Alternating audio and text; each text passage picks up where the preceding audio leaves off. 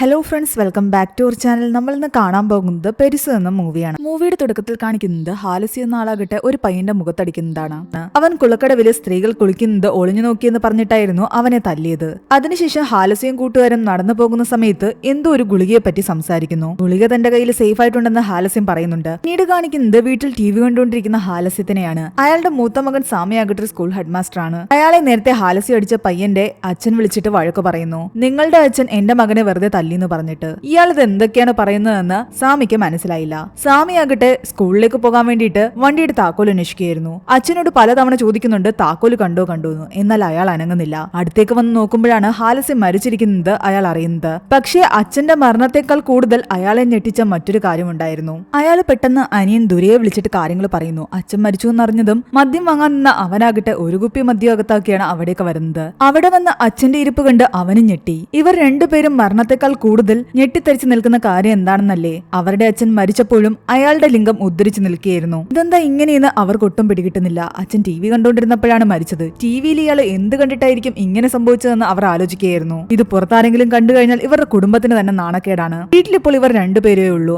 അമ്മയാകട്ടെ അമ്മയുടെ അനിയത്തിയുടെ വീട്ടിലേക്ക് പോയിരിക്കുന്നു. എന്തായാലും അവർ തൽക്കാലം അമ്മയെ വിളിച്ച് കാര്യം പറയുന്നു. എത്രയും പെട്ടെന്ന് വീട്ടിലേക്ക് വരാൻ വേണ്ടിയാണ് പറയുന്നത്. അച്ഛന്റെ മരണവിവരം ഒന്നും പറഞ്ഞില്ല. ആരെങ്കിലും കാണുന്നതിന് മുമ്പ് ആ ലിംഗം താഴ്ത്താൻ വേണ്ടിയിട്ട് അവർ രണ്ടുപേരും ചേർന്നിട്ട് ഒരു ഒലക്ക എടുത്തുകൊണ്ട് വന്ന് ഉരുട്ടി നോക്കുന്നുണ്ട്. എന്നിട്ടും അത് താഴുന്നില്ല. കുറച്ചു കഴിയുമ്പോ അമ്മയും ചെറിയമ്മയും വന്നു. അച്ഛൻ മരിച്ച വിവരം അവരോട് പറഞ്ഞതും അവർ കരഞ്ഞുകൊണ്ട് ഓടി ഇയാളുടെ റൂമിലേക്ക് വരുന്നു. ആദ്യം പോയി അയാളെ കെട്ടിപ്പിടിക്കുകയും കരയുകയൊക്കെ ചെയ്യുന്നുണ്ട്. രാവിലെ ഒരു കുഴപ്പമില്ലാതിരുന്ന മനുഷ്യനാ നീയൊക്കെ എന്തോ ചെയ്തെന്ന് ചോദിക്കുന്നു. ഒലക്ക കൂടി അവിടെ ഇരിക്കുന്ന കണ്ടപ്പോഴേക്കും നീയൊക്കെ ഈ മനുഷ്യനെ ഒലക്കടിച്ച് കൊന്നതാണോ എന്നാണ് അവർ ചോദിക്കുന്നത്. എന്നാൽ അപ്പോഴാണ് ചെറിയമ്മ ഒരു കാര്യം ശ്രദ്ധിക്കുന്നത്. അയാളുടെ ഉദ്ധരിച്ചു നിൽക്കുന്ന ലിംഗം. ഇത് കണ്ടിട്ട് അയാളുടെ വൈഫും ആകെ ടെൻഷനായി. ഇതെന്താ ഇങ്ങനെയെന്ന് ചോദിക്കുന്നു. ഇതിപ്പോ പുറത്താരെങ്കിലും കണ്ടു കഴിഞ്ഞാൽ കുടുംബത്തിന് ചീത്തപ്പേരാകുമെന്നാണ് അവരെല്ലാവരും സംസാരിക്കുന്നത്. സാമിയും ദുരയും ചേർന്നിട്ട് അത് താഴ്ത്താൻ ശ്രമിച്ചെങ്കിലും അനങ്ങുന്നുണ്ടായിരുന്നില്ല. ടേപ്പ് വെച്ച് ഒട്ടിച്ചാലോന്ന് വരെ അവർ ചിന്തിക്കുന്നുണ്ട്. അല്ലെങ്കിൽ തുണി വെച്ച് കെട്ടിയാലോ? അതൊന്നും അനങ്ങുപോലും ചെയ്യാതെ ഒന്നും ചെയ്യാൻ പറ്റില്ലല്ലോ. ആ ഒരു അവസ്ഥയായിരുന്നു. എന്ത് ചെയ്യണമെന്ന് അറിയാതിരിക്കുകയാണ്. ഏതെങ്കിലും ഒരു ഡോക്ടറെ വിളിച്ചെങ്കിലേ പറ്റൂ. എന്തായാലും തൽക്കാലം ദുര തന്റെ വൈഫ് ശാന്തിയെ വിളിച്ചിട്ട് കാര്യം പറയുന്നു. അച്ഛൻ മരിച്ചു എന്ന് മാത്രമേ അവളോട് പറഞ്ഞുള്ളൂ. അവള് ജോലിക്ക് പോയിരുന്നതായിരുന്നു. അങ്ങനെ ഇവരെല്ലാവരും എന്ത് ചെയ്യണമെന്ന് ആലോചിച്ചിരിക്കുന്ന സമയത്ത് ഇവരുടെ അയൽക്കാരി കമലയാകട്ടെ ചപ്പാത്തിക്കോല് വാങ്ങിക്കാൻ വരുന്നുണ്ട്.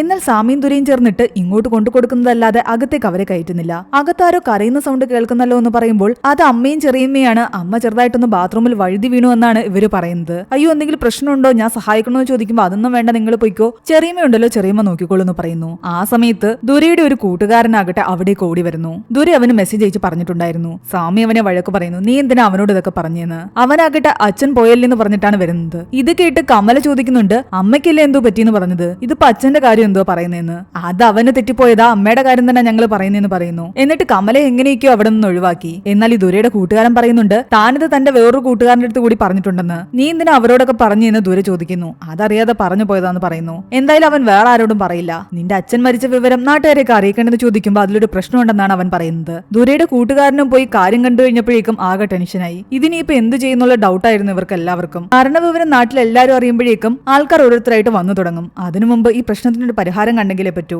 അവരൊരു ഡോക്ടറെ ഇവിടേക്ക് വിളിക്കുന്നുണ്ടെങ്കിലും ഡോക്ടർ പറയുന്നുണ്ട് എന്ത് പ്രശ്നമാണെങ്കിലും നിങ്ങൾ ഹോസ്പിറ്റലിലേക്ക് വന്നെങ്കിലേ പറ്റൂ, വീട്ടിലേക്ക് ഒന്നും വന്ന് നോക്കില്ല എന്ന്. എത്ര കെഞ്ചി പറഞ്ഞിട്ടും ഡോക്ടർ കേൾക്കുന്നില്ല. ഇനിയിപ്പോ ഹോസ്പിറ്റലിലേക്ക് കൊണ്ടുപോകാതെ വേറെ വഴിയില്ലായിരുന്നു. അവര് ഡോക്ടറോട് ഫോണിൽ കാര്യങ്ങളൊന്നും തന്നെ പറഞ്ഞിട്ടുമില്ല. അതുകൊണ്ട് ഇനിയിപ്പം വണ്ടി വിളിച്ച് ഹോസ്പിറ്റലിൽ പോയി നേരിട്ട് സംസാരിക്കാമെന്നാണ് ഇവർ വിചാരിക്കുന്നത്. അതിനു വേണ്ടിയിട്ട് ദുരയാകട്ടെ ഒരു ഓട്ടോ വിളിച്ചുകൊണ്ട് വരുന്നു. ടാക്സി വിളിച്ചുകൊണ്ട് വരാൻ പറഞ്ഞപ്പോ ഓട്ടോ വിളിച്ചുകൊണ്ട് വന്നതിൽ സാമിയാകട്ടെ അവനെ കുറെ വഴക്ക് പറയുന്നുണ്ട്. അയൽവക്കത്തുള്ള ആ കമല കാണാതെ എത്രയും പെട്ടെന്ന് തൽക്കാലം അവർ ആ ഓട്ടോയിലേക്ക് കയറ്റാൻ ശ്രമിക്കുന്നു. ആ സമയത്താണ് ഓട്ടോ ഡ്രൈവർ സാമിയെ കണ്ടിട്ട് സംസാരിക്കുന്നത്. എടാ നിനക്ക് എന്നെ ഓർമ്മയില്ലേ, ഞാൻ നിന്റെ കൂടെ പണ്ട് സ്കൂളിൽ പഠിച്ചിട്ടുണ്ട്. ഓ നീ ഇപ്പൊ വലിയ ഹെഡ് മാസ്റ്റർ ഒക്കെ ആയി അല്ലേന്ന്. തൽക്കാലം ആ ഓട്ടോക്കാരെ ശ്രദ്ധിക്കുന്നതിന് മുൻപ് തന്നെ അവര് നമ്മുടെ ഹാലസീനെ വണ്ടിയിലേക്ക് കയറ്റി. എന്നാൽ വണ്ടിയിലേക്ക് കയറ്റിക്കെടുത്തിയപ്പോൾ ആ ലിംഗം ശ്രദ്ധിക്കാതിരിക്കാൻ ഒരു ബക്കറ്റ് എടുത്താകട്ടെ അതിന്റെ മുകളിലേക്ക് വെക്കുന്നു. ഇതെന്തിനാ ഈ ബക്കറ്റ് എന്ന് ആ ഓട്ടോക്കാരൻ ചോദിക്കുമ്പോൾ ദൂരെ പറയുന്നുണ്ട് നല്ലപോലെ മദ്യപിച്ച് ബോധം കെട്ട് കിടക്കുക, ഇടയ്ക്ക് വൊമിറ്റ് ചെയ്യും, അതിനു വേണ്ടിയിട്ട് ഈ ബക്കറ്റ്. അങ്ങനെ ഒരുവിധം അയാളോട് കള്ളമൊക്കെ പറഞ്ഞിട്ട് ഇവർ നേരെ ഹോസ്പിറ്റലിലേക്ക് പോകുന്നുണ്ട്. പോകുന്ന വഴിക്ക് സാമിയാകട്ടെ തന്റെ വൈഫ് റാണിയോട് വിളിച്ച് കാര്യങ്ങൾ പറയുന്നു. നീയും പെട്ടെന്ന് വീട്ടിലേക്ക് വരണം, ഹോസ്പിറ്റലിലെത്തി അവരാകട്ടെ ഓട്ടോക്കാരന്റെയും കൂട്ടുകാരന്റെയും കൂടെ ഹാലസിയെ അവിടെ തന്നെ ഇരുത്തിയിട്ട് ദുരയും സാമിയും ചേർന്നിട്ട് ഡോക്ടറെ പോയി കാണുന്നു. അതൊരു ഫീമെയിൽ ഡോക്ടർ ആയിരുന്നു.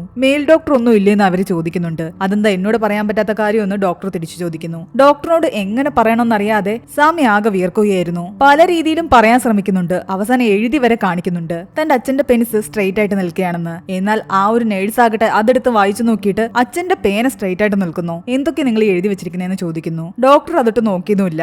ആകെ കൺഫ്യൂഷൻ ആയിട്ട് ഇങ്ങനെ ഇരിക്കുന്ന കാരണം ദേഷ്യം വന്നിട്ട് നമ്മുടെ ദുരയാകട്ടെ വിളിച്ചങ്ങ് പറയുന്നു ഇതാണ് സംഭവം എന്ന്. അത് കേട്ട് ആ ഡോക്ടർ വരെ ആകെ വല്ലാതിരിക്കുകയാണ്. ദേഷ്യം വന്ന സാമിയാകട്ടെ ദുരയോട് പുറത്തേക്ക് ഇറങ്ങി പോകാൻ പറയുന്നു. എന്നിട്ട് ഡോക്ടറിനോട് സംഭവിച്ച കാര്യങ്ങൾ പറയുന്നുണ്ട്. രാവിലെ അച്ഛൻ TV കണ്ടുകൊണ്ടിരുന്നപ്പോഴാണ് മരിച്ചത്. അപ്പൊ ഞങ്ങൾ നോക്കിയപ്പോ അച്ഛന്റെ പെനിസ് ഇങ്ങനെ ഇരിക്കുകയാണെന്ന്. നാട്ടുകാരുടെ മുൻപിൽ നാണക്കേടാവും, അതുകൊണ്ട് എന്തെങ്കിലും ഒന്ന് ചെയ്യാൻ താൻ അങ്ങോട്ട് വരാമെന്ന് ഡോക്ടർ പറയുന്നുണ്ട്. അതേസമയം ഇവിടെ പുറത്ത് ആ ഓട്ടോക്കാരനും കൂട്ടുകാരനും തമ്മിൽ സംസാരിച്ചുകൊണ്ടിരിക്കുകയായിരുന്നു. ക്രിക്കറ്റിന്റെ കാര്യം സംസാരിച്ച് അവന്റെ കൈ തട്ടി ആ ബക്കറ്റ് താഴേക്ക് പോയി. അതോടുകൂടി ഓട്ടോക്കാരനും കാര്യം കണ്ടു. അപ്പോഴാണ് ദൂരെ അവിടേക്ക് വരുന്നത്. ഇതാണ് പ്രശ്നമെങ്കിൽ ഞാനിതിനൊരു പരിഹാരം പറയാമെന്ന് പറഞ്ഞിട്ട് ഈ ഓട്ടോക്കാരനാകട്ടെ ഒരു വെറ്റിനറി ഡോക്ടറിന്റെ അടുത്തേക്കാണ് ഇവരെ രണ്ടുപേരെയും കൂട്ടിക്കൊണ്ടു പോകുന്നത്. ഇവരങ്ങോട്ട് പോയത് സാമി അറിഞ്ഞതുമില്ല. സാമി ഡോക്ടറുമായിട്ട് പുറത്തേക്ക് വന്നപ്പോഴാകട്ടെ ഇവരെ കാണുന്നില്ല. വിളിച്ചപ്പോൾ തങ്ങൾ വെറ്റിനറിന്റെ അടുത്ത് നിൽക്കുകയാണെന്ന് പറയുന്നു. നീക്ക് എന്തിനാണ് അങ്ങോട്ട് പോയത്, മര്യാദയ്ക്ക് തിരിച്ചു വരാൻ സാമി അവരോട് പറയുന്നുണ്ട്.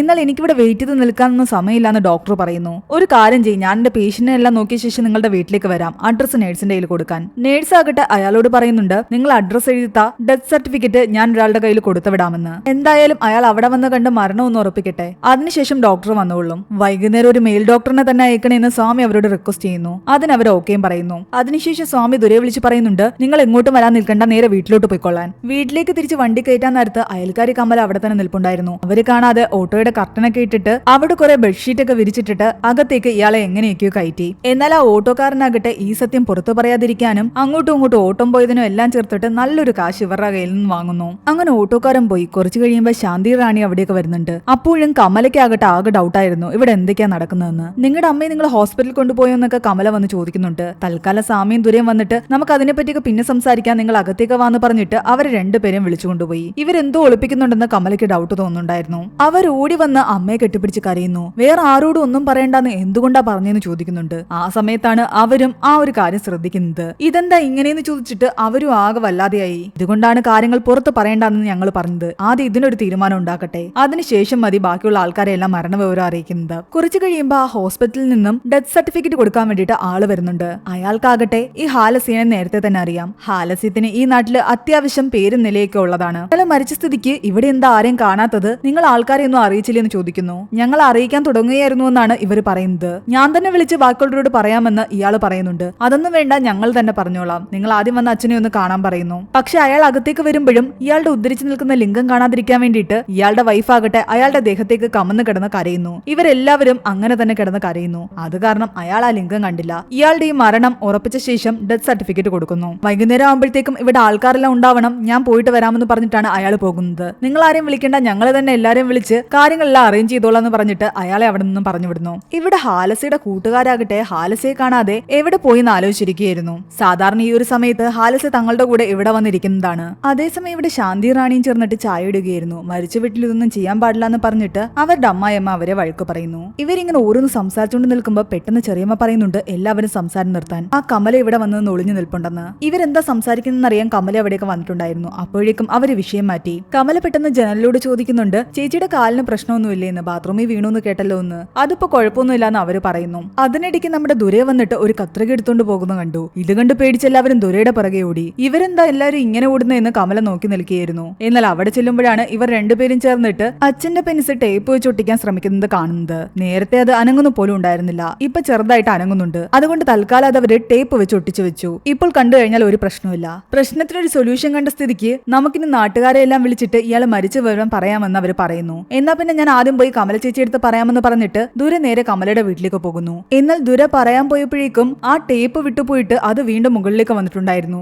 അത് കാരണം അവരകത്തു നിന്നും വിളിച്ചു പോകുന്നുണ്ട്. എടാ ഒന്നും പറയല്ലേ എന്ന് പറഞ്ഞിട്ട് അവൻ പെട്ടെന്ന് തിരിച്ചവിടെ കോടി ചെല്ലുമ്പോ അച്ഛൻ വീണ്ടും പഴയ അവസ്ഥയിൽ തന്നെയാണ്. ഇതിന് ഒരു രീതിയിൽ ഒരു പരിഹാരം ഇല്ലെന്ന് ആലോചിച്ചിരിക്കുകയായിരുന്നു അവർ. അതേസമയം രാവിലെ ഹാലസി ഓടിച്ച ആ പയ്യനില്ലേ, അവൻ ആകെ ദേഷ്യത്തിലാണ്. ആ വല്യപ്പനോട് പകരം വീട്ടണമെന്നും അയാൾ എന്നെ അടിച്ചതിന് അയാളെ നാട്ടുകാരുടെ മുൻപിൽ ഞാൻ നാണം കെടുത്തുവെന്നും അയാളുടെ മുണ്ട് പറിക്കുമെന്നും ഒക്കെ അവൻ പറയുന്നുണ്ട്. നിന്നെ കൊണ്ടൊന്നും പറ്റില്ല എന്ന് പറഞ്ഞിട്ട് കൂട്ടുകാരാകട്ടെ അവനെ കളിയാക്കുന്നു. എന്നാൽ അവൻ രണ്ടും കൽപ്പിച്ച് തന്നെയായിരുന്നു. അതേസമയം കുടിച്ച് ബോധം കെട്ട ദൂരെയാകട്ടെ ഇതിനൊരു സാമയെ വിളിച്ചുകൊണ്ടൊന്ന് പരിഹാരം കാണാമെന്ന് വിചാരിച്ചിട്ട് ഒരു സാമിയെ വിളിക്കാൻ പോയി. ഇവിടുന്ന് പോയ സമയത്താകട്ടെ ഹോസ്പിറ്റലിൽ നിന്നും ആ ഡോക്ടർ വന്നിട്ടുണ്ടായിരുന്നു. അയാൾ കാര്യം കണ്ടു കഴിഞ്ഞപ്പോൾ പറയുന്നുണ്ട്, നിങ്ങൾ എന്തെങ്കിലും സാധനം ഉപയോഗിച്ച് ഉരുട്ടി നോക്കിയെന്നു. ഞങ്ങൾ ഒലക്ക വെച്ച് ഉരുട്ടി എന്ന് അവർ പറയുന്നു. എന്നിട്ട് ശരിയായില്ല. എന്നാൽ നമുക്ക് ടേപ്പ് വെച്ച് വല്ല ഒട്ടിക്കാമെന്ന് പറഞ്ഞപ്പോൾ ആ വഴികളും ഞങ്ങൾ നോക്കി. എന്തൊക്കെ ചെയ്തിട്ടും ഒരു രീതിയിലും ഇത് താഴ്ന്നില്ല എന്നാണ് അവർ പറയുന്നത്. എന്നാ പിന്നെ എന്നെ കൊണ്ട് ഇപ്പൊ ഒന്നും ചെയ്യാൻ പറ്റില്ല. നിങ്ങളൊരു കാര്യം ചെയ്യും, ഹോസ്പിറ്റലിലേക്ക് കൊണ്ടുവന്നു കഴിഞ്ഞാൽ നമുക്ക് സർജറി ചെയ്ത് റിമൂവ് ചെയ്യാന്ന് പറയുന്നു. ഇത് കേട്ടതോടെ ഹാലസിന്റെ വൈഫ് ആകട്ടെ ബഹളം ഉണ്ടാക്കാൻ തുടങ്ങി. എന്റെ കെട്ടിയോ മരിച്ചു എന്ന് വിചാരിച്ചിട്ട് ഞാനൊന്നും കട്ട് ചെയ്ത് കളയാനൊന്നും സമ്മതിക്കില്ല. അയാളുടെ ശരീരത്തിന്റെ എല്ലാ പാർട്സും അടക്കുന്ന സമയത്ത് ഉണ്ടാകണം. കട്ട് ചെയ്തിട്ട് അത് അവിടെ തന്നെ വെക്കാമെന്ന് ഡോക്ടർ പറഞ്ഞിട്ടും അവരതിന് സമ്മതിക്കുന്നുണ്ടായിരുന്നില്ല. ആ സമയത്താണ് ദുരെ വിളിച്ചിട്ട് ആ സാമി വരുന്നത്.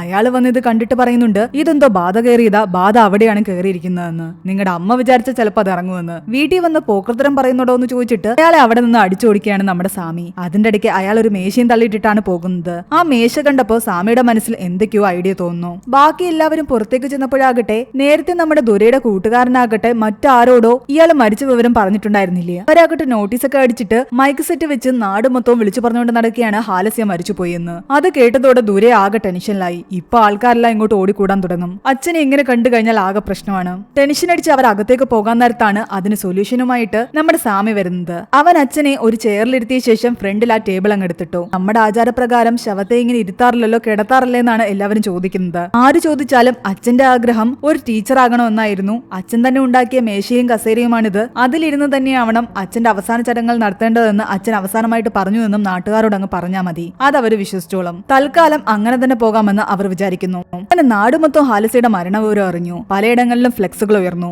ആൾക്കാരെല്ലാം വീട്ടിലേക്ക് വരാനും തുടങ്ങി. വന്നവരെല്ലാം ചോദിക്കുന്ന ഒരേ ഒരു കാര്യം, ഇങ്ങനെ ഇരുത്തിയിരിക്കുന്നത് എന്തിനാണെന്നാണ്. എല്ലാവരോടും അച്ഛന്റെ അവസാനത്തെ ആഗ്രഹം ഇങ്ങനെയായിരുന്നു എന്ന് അവര് പറയുന്നു. അച്ഛന്റെ മരണത്തിൽ ദുരയ്ക്ക് ദുഃഖം കൂടുതലുണ്ടായിരുന്നു. കാരണം അവനും അച്ഛനും എപ്പോഴും നല്ല കമ്പനിയായിരുന്നു. ഒരുമിച്ചിരുന്ന് മദ്യപിക്കുമായിരുന്നു. അവൻ ആ വിഷമങ്ങളെല്ലാം ശാന്തിയോട് പറയുന്നു. നിങ്ങളിങ്ങനെ മദ്യപിച്ചിരിക്കാതെ അവിടേക്ക് വരാനും ആളുകൾ നിങ്ങളെ തിരക്കുന്നുണ്ടെന്നും അവള് പറയുന്നുണ്ട്. കമല വന്ന് ഇവരോട് ചോദിക്കുന്നുണ്ട്, രാവിലെ ഞാൻ വന്നപ്പോൾ നിങ്ങളൊന്നും പറഞ്ഞില്ലല്ലോ, രാവിലെ ഒരു കുഴപ്പമില്ലാതിരുന്ന മനുഷ്യനല്ലേ, പെട്ടെന്ന് എന്തു പറ്റിയെന്ന്. അതെല്ലാം പെട്ടെന്നായിരുന്നു അച്ഛൻ TV കണ്ടുകൊണ്ടിരുന്നപ്പോൾ സംഭവിച്ചതാണെന്നാണ് ഇവര് പറയുന്നത്. പക്ഷേ കമലയ്ക്ക് വീണ്ടും ഡൗട്ട് തോന്നുന്നു. എന്തൊക്കെയോ ഇവിടെ ചീഞ്ഞു നാറുന്നുണ്ട്. ആൾക്കാർക്കിടയിൽ എല്ലാം തന്നെ അങ്ങോട്ടും ഇങ്ങോട്ടും സംസാരമാവുകയും ചെയ്യുന്നുണ്ട്. ഇവരെന്തിനാണ് അച്ഛനെ ഇങ്ങനെ ചെയറിലിരുത്തിയിരിക്കുന്നതെന്ന്. അവസാനത്തെ ആഗ്രഹം എന്നൊക്കെ പറഞ്ഞെങ്കിലും പലർക്കും അതിലൊന്നും തന്നെ വിശ്വാസം ഉണ്ടായിരുന്നില്ല. അങ്ങനെ സമയം ഏകദേശം രാത്രിയായി. അപ്പോഴാകട്ടെ ഈ ഹാലസ്യത്തിന്റെ സഹോദരനായ ഒരു പോലീസ് ഓഫീസർ ഉണ്ട്. അയാൾ അവിടേക്ക് വരുന്നു. മുൻപ് സ്വത്തിന്റെ പേരിൽ ഹാലസ്യ ഇയാളും തമ്മിൽ തെറ്റിപ്പിരിഞ്ഞതാണ്. എന്നാൽ മരണവിവരം അറിഞ്ഞിട്ടാണ് അയാൾ ഇപ്പോൾ വന്നിരിക്കുന്നത്. അതുകൊണ്ട് തന്നെ പഴയ വഴക്കൊക്കെ മറന്നിട്ട് അവർ അയാളെ അകത്തേക്ക് സ്വീകരിക്കുന്നു. അയാളും വന്ന് കണ്ടപ്പോൾ ഇയാൾ ഇങ്ങനെ ഇരിക്കുന്ന കണ്ടിട്ട്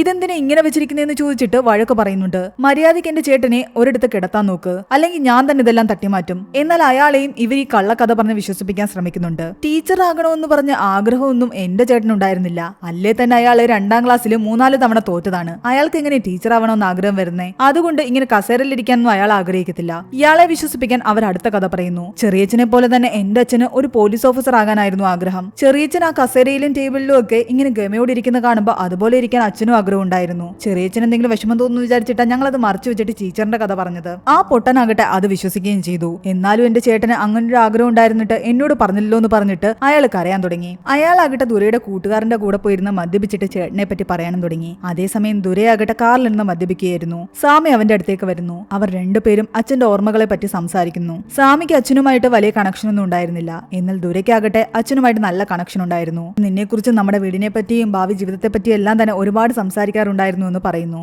ദുരയും അച്ഛനും തമ്മിലുള്ള ആ കണക്ഷനെ പറ്റിയെല്ലാം അറിഞ്ഞു കഴിയുമ്പോൾ സ്വാമിക്ക് വിഷമോ അസൂയോ ഒക്കെ തോന്നുന്നുണ്ട്. എന്നേക്കാൾ കൂടുതൽ അച്ഛനെ കൂടുതൽ അറിയാവുന്നത് അവനായിരുന്നല്ലോ. ഇനിയും ഇങ്ങനെ ചെയറിലിരുത്തി കഴിഞ്ഞാൽ ആൾക്കാർ പ്രശ്നം ഉണ്ടാക്കും. അതിനെന്തെങ്കിലും ഒരു പരിഹാരം കണ്ടെത്തിയെങ്കിലേ പറ്റൂ. അതിനു വേണ്ടിയിട്ട് ദുരയാകട്ടെ അപ്പോൾ തന്നെ കൂട്ടുകാരനെ വിളിച്ചുകൊണ്ട് മരിച്ചവരെ കിടത്തുന്ന ഐസ് ബോക്സ് വാടകയ്ക്ക് എടുക്കാൻ പോകുന്നു. അച്ഛന്റെ ലിംഗം പോയി തട്ടാത്ത കുറച്ച് വലുപ്പമുള്ള ബോക്സ് വേണമായിരുന്നു. എന്നാൽ അവിടെ അയാൾ കാണിക്കുന്നതെല്ലാം ചെറിയ ബോക്സുകളാണ്. ഒരു ഭാഗത്തായിട്ട് മാറ്റി വെച്ചിരിക്കുന്ന ഒരു വലിയ ബോക്സ് കണ്ടിട്ട് അത് ഞങ്ങൾക്ക് തരാമോ എന്ന് ദുര അയാളോട് ചോദിക്കുന്നു. എന്നാൽ അത് തന്റെ ബോക്സ് അല്ല എന്നും മറ്റൊരു കടയിൽ നിന്ന് കൊണ്ടുവച്ചതാണെന്നും അവർക്ക് തിരിച്ചു കൊടുക്കണമെന്നും അയാൾ പറയുന്നുണ്ട്. ഇന്നൊരു രാത്രിയിലേക്ക് മാത്രം മതിയെന്ന് ദുര പറയുന്നുണ്ട്. എന്നാൽ 12,000 രൂപ അതിന് വാടകയാകുമെന്ന് പറയുന്നു. അതൊന്നും സാരമില്ല എന്ന് പറഞ്ഞിട്ട് ദുര അത് തന്നെ വാങ്ങിക്കൊണ്ടു പോകുന്നു. അങ്ങനെ അവര് ആരും കാണാതെ ആ ബോക്സിനുള്ളിലേക്ക് ഹാലസ്യനെ കിടത്തുകയായിരുന്നു. ആ സമയത്താകട്ടെ അയാളുടെ അനിയൻ അത് വന്ന് കാണുന്നു. ചേട്ടന്റെ ഉദ്ധരിച്ച ലിംഗം കണ്ടിട്ട് ഇതെന്തുവാണെന്ന് ചോദിച്ചിട്ട് അയാൾ അവിടെ കിടന്ന് ബഹളം ഉണ്ടാക്കാൻ തുടങ്ങി. അയാൾ മദ്യപിച്ചിരിക്കുന്നത് കൊണ്ട് തന്നെ ബാക്കി എല്ലാവരും അഭിനയിക്കുന്നുണ്ട്. ഞങ്ങളൊന്നും കാണുന്നില്ല, നിങ്ങളുടെ കണ്ണിന്റെ കുഴപ്പമോ നിങ്ങൾ മദ്യപിച്ച് ബോധമില്ലാതെ ഓരോന്നൊക്കെ ചിന്തിച്ചു കൂട്ടുന്നതാണെന്ന്.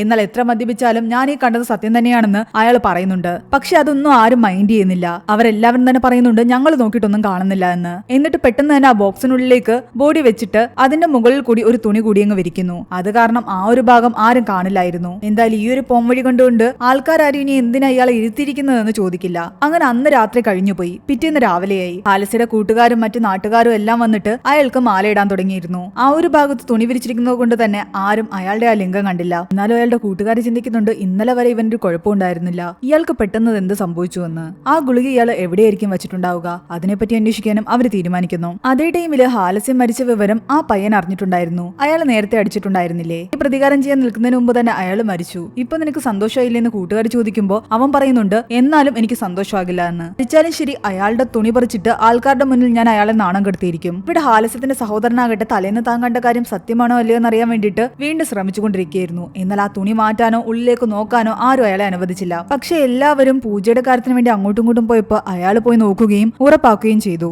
എന്നാൽ അതിനെപ്പറ്റി പലരോടും സംസാരിച്ചെങ്കിലും ആരും തന്നെ അത് അംഗീകരിക്കുന്നില്ല. എല്ലാവരും നിഷേധിക്കുകയാണ്. നിങ്ങൾക്ക് ആവശ്യമില്ലാതെ തോന്നുന്നതാണെന്നും നിങ്ങൾക്ക് ഭ്രാന്താണെന്നൊക്കെ പറഞ്ഞിട്ട് അയാളെ അവിടെ നിന്ന് ഓടിക്കുന്നു. ഹാലസ്യത്തിന്റെ കൂട്ടുകാരാകട്ടെ ആരും കാണാതെ അയാൾ ആ ഗുളിക എവിടെ വെച്ചിരിക്കുകയാണെന്ന് അന്വേഷിച്ച് കണ്ടെത്താനുള്ള ശ്രമത്തിലാണ്. ഒരു ദിവസത്തേക്ക് ഇയാളെ എന്തിനാ ഈ ഐസ് ബോക്സിൽ വെച്ചിരിക്കുന്നതെന്ന് പലരും ചോദിക്കുന്നുണ്ട്. അതിന് അയാളുടെ മക്കളാകട്ടെ മറ്റൊരു കള്ളം പറയുന്നു. ഇയാൾക്ക് കാശ്മീരിൽ പോയി ഒരു ടീച്ചറായിട്ടിരിക്കാനായിരുന്നു ആഗ്രഹമെന്ന്. അവിടുത്തെ തണുപ്പ് ഇയാൾക്ക് ഒരിക്കലെങ്കിലും അനുഭവിക്കണമെന്ന് ആഗ്രഹം ഉണ്ടായിരുന്നു. അതുകൊണ്ട് അവസാനമായിട്ട് ഒരു തണുപ്പ് കൊടുക്കാൻ വേണ്ടിയിട്ടാ ഈ ഐസ് ബോക്സിൽ വെച്ചിരിക്കുന്നത്. എന്നാൽ അയൽക്കാരി കമലയാകട്ടെ അവിടെ ഉണ്ടായിരുന്ന ആ ഡെത്ത് സർട്ടിഫിക്കറ്റ് കൊടുക്കാൻ വന്ന ആളിലെ അയാളോട് പറയുന്നുണ്ട് ഇന്നലെ മുതൽ ഇവരെന്തൊക്കെയോ കളി കളിക്കുന്നുണ്ടെന്ന്. എനിക്ക് നല്ല ഡൗട്ട് ഉണ്ട്, ഈ മരണത്തിൽ എന്തോ ഒരു അപാകതയുണ്ടെന്ന്. അതേസമയം ആ പെട്ടിയുടെ ഓണറിന്റെ അടുത്തൊരു പോലീസ് വരുന്നുണ്ട്. ആ പെട്ടി അവിടെ കൊണ്ടുവച്ചത് ഈ പോലീസിന്റെ കൂടെ നിൽക്കുന്ന ആളായിരുന്നു. അയാൾ ഇതിനു മുമ്പ് ഒരു മരണ വീട്ടില് ഈ പെട്ടി കൊടുത്തിട്ടുണ്ടായിരുന്നു. എന്നാൽ അവിടെ നിന്നും ഒരു സ്വർണ്ണമാല ഇയാൾ മോഷ്ടിച്ച് ഈ പെട്ടിക്കുള്ളിൽ ഒളിപ്പിച്ചു വെച്ചിട്ടുണ്ടായിരുന്നു. ആ പെട്ടി എവിടെയെന്ന് പോലീസുകാരൻ ചോദിക്കുന്നു. എന്നാൽ താനത് മറ്റൊരിടത്ത് കൊടുത്തു എന്നാണ് ഈ കടയുടെ ഓണർ പറയുന്നത്. ആ പെട്ടിയിലുള്ള മാല തിരിച്ചെടുത്ത് തരാതെ താൻ ഇനി കട തുറക്കണ്ട എന്ന് പറഞ്ഞിട്ട് ആ പോലീസുകാരനാകട്ടെ കട പൂട്ടി താക്കോലും കൊണ്ടുപോയി. അതോടുകൂടി കടയുടെ ഓണർ പെട്ടു. ഇനിയെങ്കിലും പെട്ടി തിരിച്ചെടുക്കണം, എന്നാലേ അതിൽ നിന്ന് മാല കിട്ടൂ. അതേസമയം ഹാലസിയുടെ വീട്ടിലേക്ക് ആ പയ്യന്മാര് വരുന്നുണ്ട്. എങ്ങനെയെങ്കിലും ഇയാളുടെ തുണി പറിച്ച് ഇയാളെ നാണം കെടുത്തണമെന്നായിരുന്നു ആ കൂട്ടത്തിലെ പയ്യന്റെ ലക്ഷ്യം. അതുപോലെ തന്നെ മറ്റൊരു ലേഡിയാകട്ടെ എന്റെ ചേട്ടാന്ന് പറഞ്ഞിട്ട് കരഞ്ഞുകൊണ്ട് ഓടി വരുന്നു. അവിടെയുള്ള ആർക്കും തന്നെ ആ ലേഡി അറിയില്ല. വനിത എന്നായിരുന്നു അവരുടെ പേര്. കരഞ്ഞുകൊണ്ട് അയാളോട് പഴയ കാര്യങ്ങൾ പറയുകയൊക്കെ ചെയ്യുന്ന കേട്ടപ്പോൾ ഇവരാരാണെന്ന് എല്ലാവരും പരസ്പരം ചോദിക്കുന്നു. ചേട്ടന്റെ അരഞ്ഞാണോയെങ്കിലും എനിക്ക് എന്റെ താലിയായിട്ട് തന്നൂടെ എന്ന് ഞാൻ പലതവണ ചേട്ടനോട് ചോദിച്ചതാ, ചേട്ടൻ എനിക്കത് തന്നില്ലല്ലോ എന്നൊക്കെ ഇവർ പറയുന്നു. ഇത് കേട്ട് ഹാലസ്യത്തിന്റെ വൈഫ് ഈ സ്ത്രീയുമായിട്ട് വഴക്കുണ്ടാക്കുന്നു. ഈ വനിതയ്ക്ക് ഹാലസ്യമായിട്ട് ഒരു ബന്ധം ഉണ്ടായിരുന്നു. കാണാൻ ഹാലസ്യം ആ തെരുവിൽ വരാറുണ്ടായിരുന്നു എന്നും ദിവസവും ഫോൺ ചെയ്യാറുണ്ടായിരുന്നു എന്നൊക്കെ വനിത പറയുന്നുണ്ട്. എന്നിട്ട് അയാളുടെ ഫോണിലേക്ക് വിളിക്കുകയും ചെയ്യുന്നു. ആ സമയത്ത് അവിടെ ഇരുന്ന് ആ ഫോൺ റിംഗ് ചെയ്യുന്നുണ്ടായിരുന്നു. ഹാലസ്യത്തിന്റെ ഫോണിൽ വനിതയുടെ നമ്പറിൽ സേവ് ചെയ്ത് വെച്ചിരുന്ന ആ റിംഗ് ടോൺ ആകട്ടെ ഭയങ്കര റൊമാൻറ്റിക് ആയിട്ടുള്ള റിംഗ് ടോണും. അവര് തമ്മിലൊരു ബന്ധമുണ്ടെന്ന് എല്ലാവർക്കും മനസ്സിലായി. അങ്ങനെ ഈ പ്രശ്നം നടന്നുകൊണ്ടിരിക്കുന്ന സമയത്താണ് നമ്മുടെ ആ പെട്ടി എടുക്കാൻ വേണ്ടിയിട്ട് കടയുടെ ഓണർ വരുന്നത്. എന്നാൽ പെട്ടി ഒന്നും ഇപ്പൊ എടുക്കാൻ പറ്റില്ല എന്നും അതെടുത്തു കഴിഞ്ഞാൽ വലിയ പ്രശ്നമാണെന്നും പറഞ്ഞിട്ട് അയാളെ എങ്ങനെയെങ്കിലും ഒഴിവാക്കാൻ നോക്കിയിരുന്നു ആ മീൻ ദുരയും. ഞാൻ വേറെ പെട്ടി കൊണ്ട് വന്നിട്ടുണ്ടെന്നും അതിലേക്ക് മാറ്റിയാൽ മതിയെന്നും കടയുടെ ഓണർ പറയുന്നുണ്ട്. എന്നാൽ ആൾക്കാരുടെ മുന്നിൽ വെച്ച് മാറ്റാനൊന്നും പറ്റില്ല എന്നും അതൊക്കെ ഇഷ്യൂ ആവുമെന്നും പറയുന്നു. അപ്പോഴും ആ കരീത ലേഡി ആരാണെന്നുള്ള ചോദ്യമായിരുന്നു എല്ലാവരിലും ഉയർന്നുകൊണ്ടിരുന്നത്. അവർക്കിനി ഇയാളുമായിട്ട് വല്ല ബന്ധമുണ്ടെങ്കിൽ സ്വത്ത് അവർക്കും പോകും. ആ ടെൻഷനിലാകട്ടെ ഹാലസ്യത്തിന്റെ മരുമക്കളാകട്ടെ ദുരയോടും സാമിയോടും പറയുന്നുണ്ട് അവരാരാണെന്ന് പോയി അന്വേഷിക്കാൻ. വനിതയോട് പോയി അന്വേഷിച്ചപ്പോഴേക്കും ഹാലസ്യത്തിന്റെ ശരീരത്തിലുള്ള മറുകിനെ പറ്റി പോലും വനിത പറയുന്നുണ്ട്. സ്വന്തം ഭാര്യ കൊടുക്കാത്ത സുഖം ഞാൻ ഇയാൾക്ക് കൊടുത്തിട്ടുണ്ടെന്നും പറയുന്നു. ഇങ്ങേരുടെ ഭാര്യ ഇതൊക്കെ കൊടുത്തിരുന്നെങ്കിൽ ഇയാൾക്ക് എന്റെ അടുത്ത് വരേണ്ടി വരില്ലായിരുന്നു. നിങ്ങൾക്ക് സംശയം ഉണ്ടെങ്കിൽ അയാളുടെ തുട നോക്ക്, ഞാൻ പറഞ്ഞ പോലെ മറുക് അവിടെ ഉണ്ടാകും. അപ്പൊ ഞാനും അയാളും തമ്മിലുള്ള ബന്ധവും നിങ്ങൾക്ക് മനസ്സിലാകും. ഞാൻ ഇപ്പൊ തന്നെ തുറക്കാമെന്ന് പറഞ്ഞിട്ട് ആ ലേഡി ഇത് തുറക്കാൻ ശ്രമിക്കുന്നു. ദുരയെ സാമിയും ചേർന്നിട്ട് അവരെ പിടിച്ചു മാറ്റാനും അങ്ങനെ അങ്ങോട്ടും ഇങ്ങോട്ടും പിടിയും വലിയുമായി. അങ്ങോട്ടും ഇങ്ങോട്ടുള്ള ഉന്തുന്തള്ളില് വനിതയുടെ കൈ പോയി ആ പെട്ടിയിൽ കൊള്ളുകയും അതിന്റെ കണ്ണാടി ഗ്ലാസ് പൊട്ടുകയും ചെയ്യുന്നുണ്ട്. ചില്ല് മുഴുവൻ പൊട്ടിത്തെറിച്ച് വീണ് കഴിഞ്ഞപ്പോഴേക്കും ഹാലസ്യത്തിന്റെ ശരീരത്തിലുണ്ടായിരുന്ന ആ തൊടയിലെ മറുക് കാണുന്നുണ്ട്. അതിനോടൊപ്പം ആ ഉദ്ധരിച്ച ലിംഗം താഴുകയും ചെയ്തു. ഇത് കണ്ട് ഹാലസ്യത്തിന്റെ വീട്ടുകാരെല്ലാം സന്തോഷിക്കുന്നു. ഇനി അത് എങ്ങനെയാണ് സംഭവിച്ചതെന്നല്ലേ? വനിതയുടെ കൈ പോയി ഇടിച്ചപ്പോഴാണ് ഇത് സംഭവിച്ചത്.